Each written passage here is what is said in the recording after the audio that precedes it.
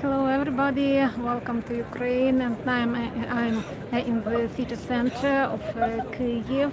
Today is a very important day for Ukraine, Independence Day, and we celebrate 32nd anniversary of independence of Ukraine. Now I'll start my live stream tour. I will tell you historical information about the history of Ukraine and why Ukraine became independent and how it happened and why it's so important for Ukraine. Today we don't have no official celebrations of independence because before the war it was a military parade and lots of official ceremonies, but due to war precautions and very high risk of Russian missile attacks, we celebrate non-officially. But now on Khreshatyk Street, this is the main street of our city, we have so-called military parade. It has quite a symbolic idea, because today we will see the destroyed, burned and broken Russian technique, weapon and vehicle. This idea was realized last year for the first time, and this year we have the second parade of broken Russian technique. My name is Olena. I'm a qualified tour guide in Kiev and in Ukraine. Welcome to Kiev, and don't hesitate to ask me questions, and let's go.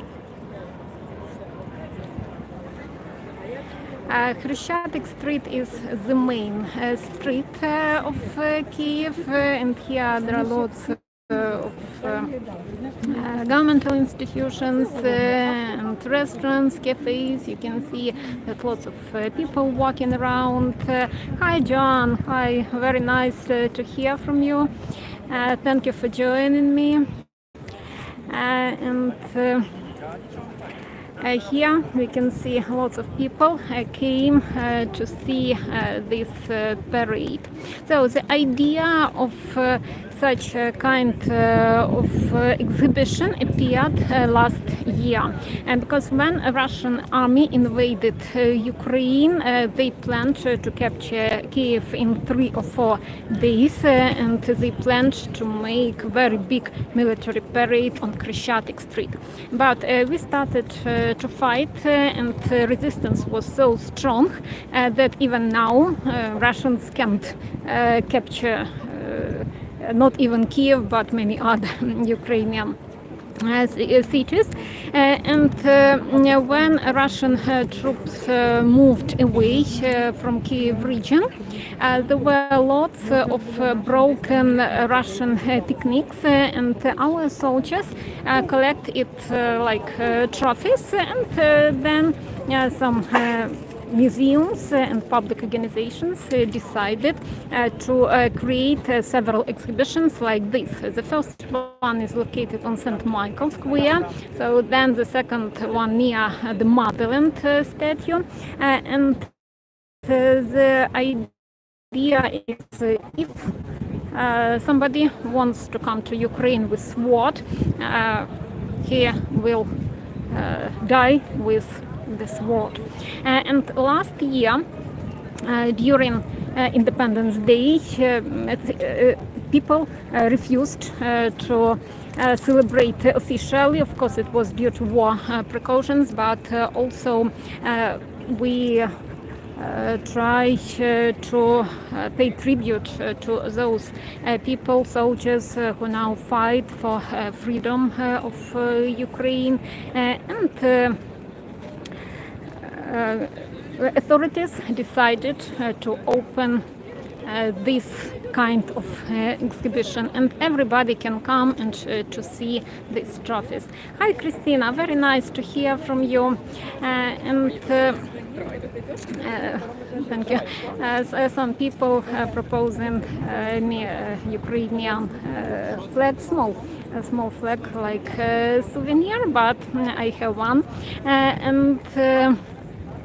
So why Independence Day is very important for us?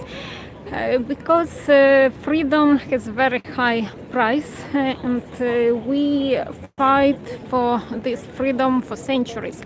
Not only now, because officially Ukraine got independence in 1991.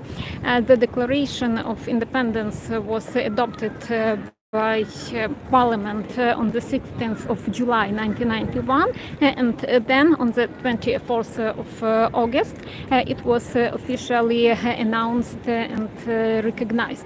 That's why this day was chosen as official day. Ukraine proclaimed its independence after the failed coup in Moscow, when some communist conservative parties were opposed of some democratic changes, and then Ukraine and Ukrainian people, parliament and all authorities decided to proclaim independence. It was collapse of Soviet Union, and all 15 republics proclaimed its independence. In Ukraine we have very long history of struggle for independence. There were several attempts, but most of them failed, and only in 1991 we managed to get our real freedom. The first attempt of Ukraine to get independence was in the middle of the 17th century. During its history, Ukraine was separated between neighbor countries. And in Middle Ages, Kiev was the capital of great medieval state Kiev and Rus, but then Ukraine became the part of Rzecz Pospolita, so Commonwealth of Poland and Lithuania. And in the middle of the 17th century, a very big war for independence started under the guidance of Ukrainian Cossack chieftain Bogdan Khmelnytsky. Hello, Fran, welcome. Very nice to hear from you.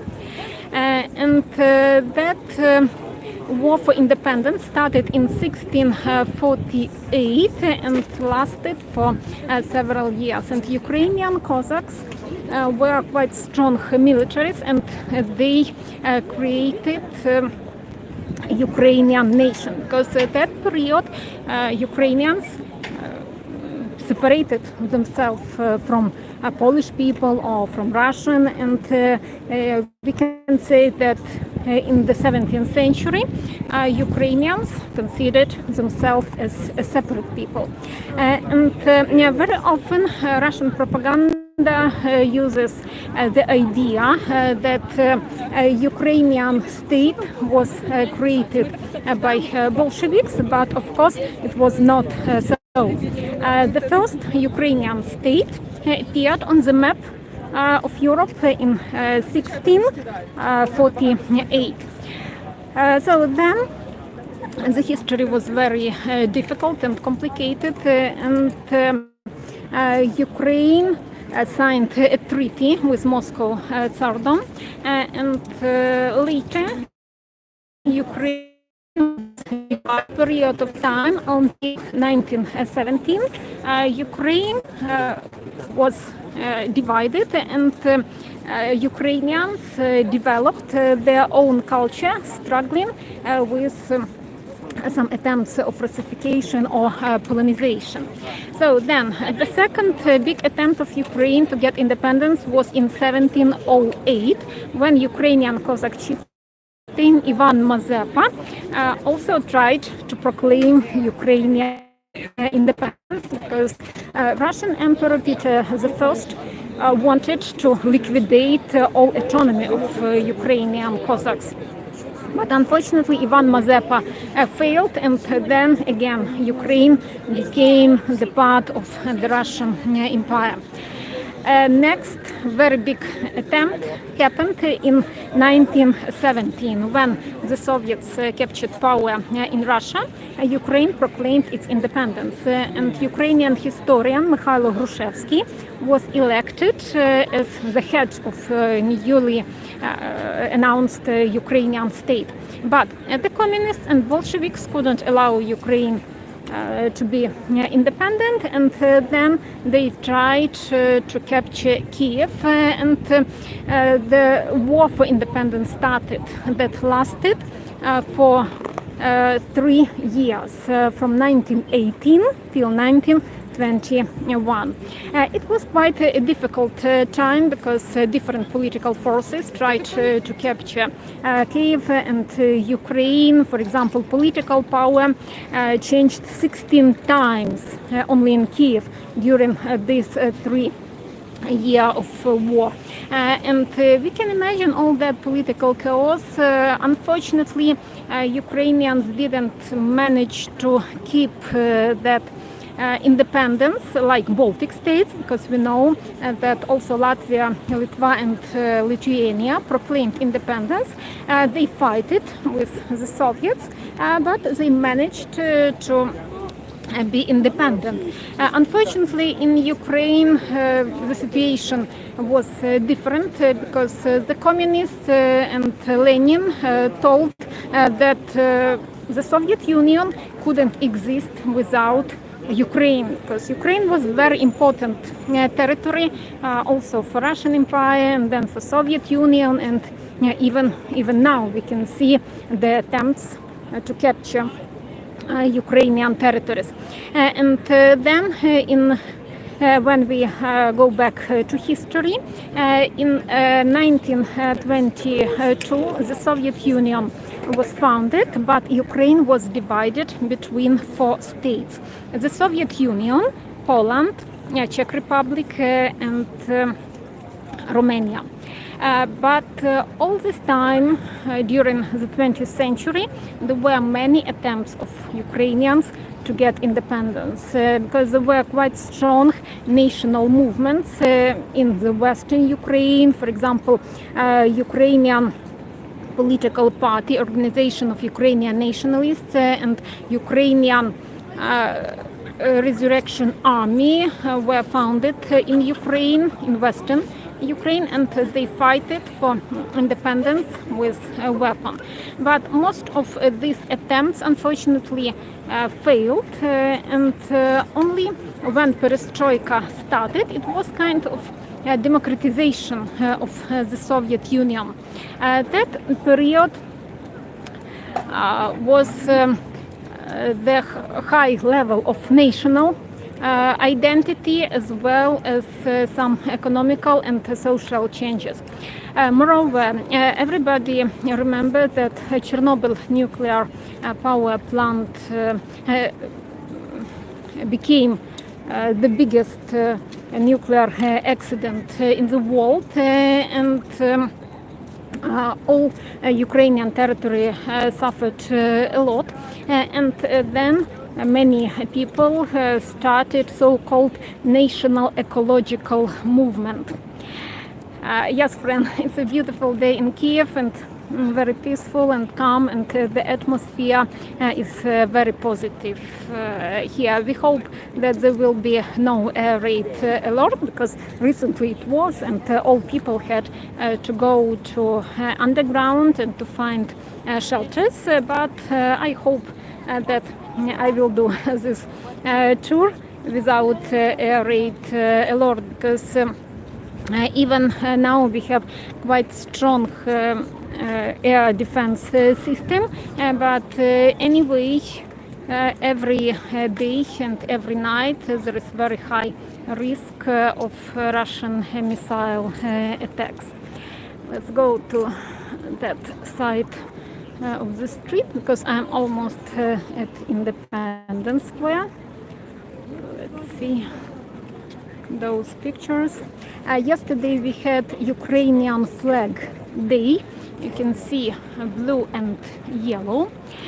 First time it was used as a state emblem in 1917 during the first Ukrainian independent republic. Then in Soviet times, these colors, blue and yellow, were prohibited to use, and those people who took such kind of a symbol or a flag could be arrested and sent to prison. And only in 1991 this flag was officially established as Ukrainian symbol. And yesterday we had official Ukrainian flag day. Blue and yellow, what it means? Blue means sky, and yellow field with wheat, because traditionally Ukraine is agricultural country, and very common landscape when we're traveling around Ukraine, very big fields with wheat, grain, sunflowers, and these colors are very typical for Ukraine. Then let's talk about Ukrainian territories. So as I mentioned, when Soviet Union was created, Ukraine was separated between 4 states, and Ukraine got its territories only after the Second World War.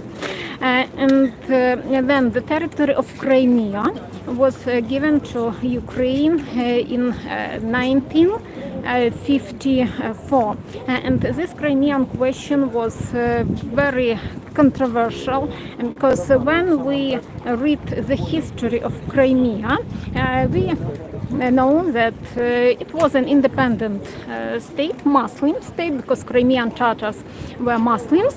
That Crimean Khanate was founded in the middle of the 15th century, and then it was an independent until 1783, because then Russian and Turkish wars led to some victories of Russia, and they captured Crimea. And all signs of Crimean Tatars autonomy were banned, and then Crimea was incorporated in the Russian Empire. And from the 18th century until now, Russia uses this strong idea that Crimea was a Russian territory, but of course it's not though, because Crimean Tatars are ethnical group who live there from old times, and of course they also have their right for independence and autonomous life. Crimean Tatars history was very interesting and very difficult during the Second World War, and especially after the Second World War, because the Soviets condemned Crimean Tatars in collaboration with German Nazi, and it was the reason that they transferred all Crimean Tatars community to Middle Asia. It was kind of genocide, because during that kind of state politics, half of Crimean Tatars community died because of diseases, bad climate, and Crimean Tatars were allowed to come back to Crimea after collapse of the Soviet Union. About 250,000 Crimean Tatars came back to Crimea, and they created their autonomous authorities, Majlis, and Crimea had the status of autonomous republic in Ukraine. And After the Second World War, when Crimean Tatars were settled to other lands, and then lots of Russians and Ukrainians came to live to Crimea. And in such a way, the population totally changed, and ethnically, in 1991, after collapse of the Soviet Union, more than 60% of people in Crimea were ethnically Russians. So those Russians who came from Russia to Crimea after the Second World War, and they settled in Tatars' houses. And now we have a very similar situation when lots of Russians come to Crimea and to Ukrainian occupied territories, and they settled in Ukrainian houses. And the Crimean question was very acute in 1994 when former president of Crimea, Meshkov, tried to promote the Russian idea, but then the situation solved, and after Euromaidan revolution in 2014, that took place directly here, this place at Independence Square, Crimean question appeared again, and Russia occupied Crimean peninsula. And then the war in the eastern Ukraine started. And this war lasts to these days, and we consider it as a war for our freedom, because to these days Moscow has a very strong imperial idea, and even those Russians who consider themselves as those people who want to live in peace and they protest against the war, many of them support the imperial idea of Russian empire, of big great Russia, and very often we can hear that lots of Russian politicians or historians and many other public leaders, they say that there was no Ukraine, that communists created Ukraine, but as I told you, it existed even before Russian Empire, and this idea is very strong because in Soviet times they created such kind of myth that Russians and Ukrainians are brother nations, and even now if you talk to some Russian people, they say that Ukrainians and Russians are brother, but it's not true, because now we can see that Ukrainian people are fighting against occupiers, because we consider Russia as occupants, not brothers, not the same countries. And unfortunately, this price for freedom is very, very high, because thousands of people, of Ukrainian soldiers, of civilians, they are dying now, and we are in very great debt because they give their lives for other people and for democratic choice of Ukraine. So the main difference between Ukraine and Russia that we follow strong democratic traditions. Of course, this is not ideal society because we are on the way to real democracy, but you can see that in Ukraine every 5 years we have new president and we have democratic elections, we have freedom of word, and lots of people can speak, talk freely, and we can participate in any political meetings, but in Russia and in Belarus they have completely totalitarian states, and even those people who try to protest, you can see that unfortunately their fate is quite sad. And this Ukrainian democratic traditions comes from old times, from the 15th, 16th and the 17th century, when Ukrainian state was forming, and now we also fight for our way of life, for our democracy and freedom. Now I'm standing near this memorial place. You can see Ukrainian flags with written names and white angels. Everybody can come to this place and put a small flag to pay tribute to those soldiers who died, because here you can see these many names, and not only Ukrainian flags but also British, Polish, Belarus and many other, because lots of people in international legion fight for Ukrainian independence, and it's also quite strong international support. So here, let's see, children draw some pictures to support Ukrainian soldiers and many others who gave their life for Ukraine.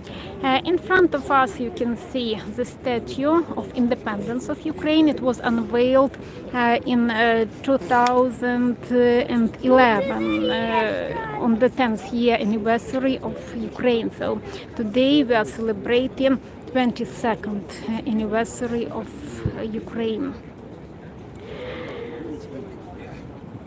Let's see again to Khreshatyk Street. So this exhibition will last for some more days until the 28th of August, because usually this street is very busy with traffic, but it was closed for this weekend. We can walk along Khreshatyk Street.